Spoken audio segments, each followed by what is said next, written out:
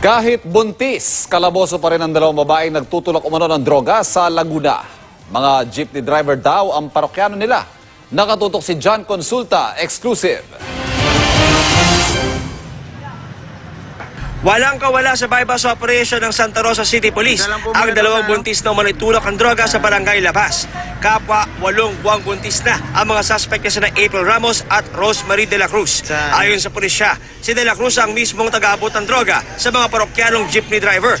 Nauna nang naaresto ang mga asawa ng dalawang babae dahil sa pagtutulak din ng droga, pero ipinagpatuloy daw ng dalawa ang illegal na gawain.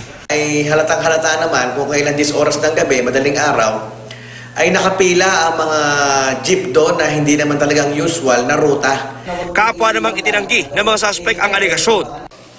Nadamay lang po kami doon sa lalaking dumating na hindi ko alam kung anong meron siyang dala. Nakuha sa mga suspect ang 8 sa Share ng Cebu at Mark Money. Kanina, pina-check up ng Santa Rosa Police ang dalawang buntis para matiyak na maayos ang kanilang kalusugan. Tuloy ang follow-up operation laban sa ibang kagrupo ng mga naresto. Ginagamit po nila ang kanilang pagiging buntis na akala nila ay magkakaroon po sila ng immunity sa kanilang kalagayan. Ngunit hindi po mangyayari yon dahil kahit gamitin nilang cover ang pagiging buntis nila, ay hahabulin po rin po sila sa ilalim ng batas. John Consulta, nakatutok, 24 oras.